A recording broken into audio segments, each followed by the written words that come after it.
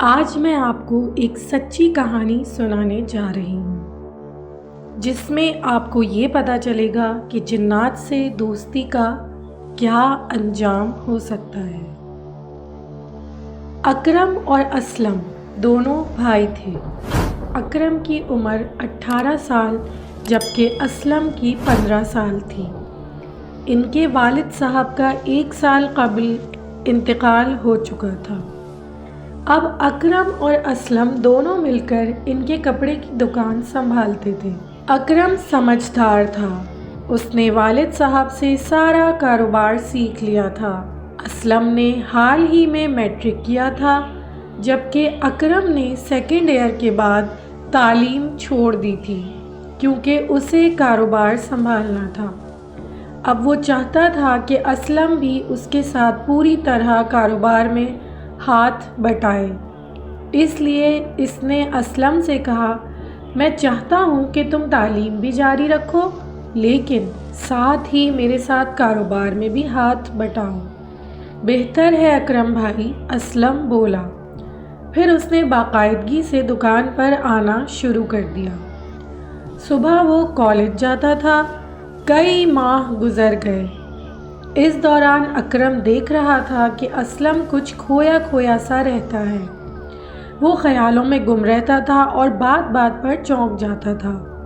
بالآخر ایک دن اکرم نے اس سے پوچھا، اسلم کیا بات ہے؟ تم کچھ کھوئے کھوئے سے کیوں رہتے ہو؟ ایسی کوئی بات نہیں ہے اکرم بھائی، اسلم بولا۔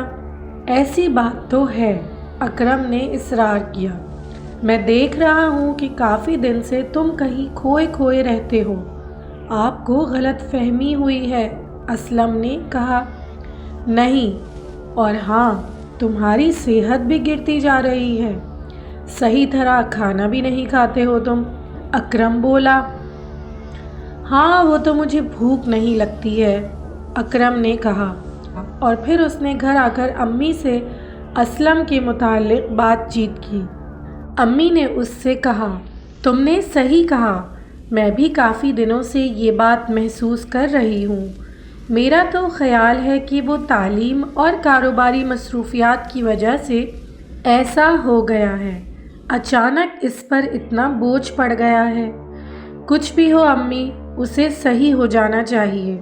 اگر ایسی حالت رہی تو وہ آگے چل کر کسی کام کا نہیں رہے گا، اکرم بولا۔ ٹھیک ہے، میں بھی اس کا خیال رکھوں گی اور تم بھی دکان پر اس کا خیال رکھنا، امی بولی۔ جی بہتر ہے، اکرم نے کہا۔ امی اور اکرم ہر طرح سے اسلم کا خیال رکھنے لگے لیکن اس کی حالت میں تبدیلی نہ آئی، اور پھر ایک روز دکان پر اس کی طبیعت کچھ بگڑ گئی۔ کیا ہوا؟ اکرم نے گھبرا کر پوچھا۔ طبیعت گھبرا رہی ہے، اسلم نے سینہ مسلتے ہوئے جواب دیا۔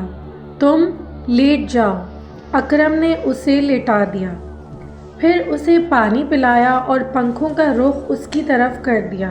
اسلم چھت کی طرف مسلسل گھور رہا تھا۔ اب کیسی طبیعت ہے تمہاری؟ اکرم نے پوچھا۔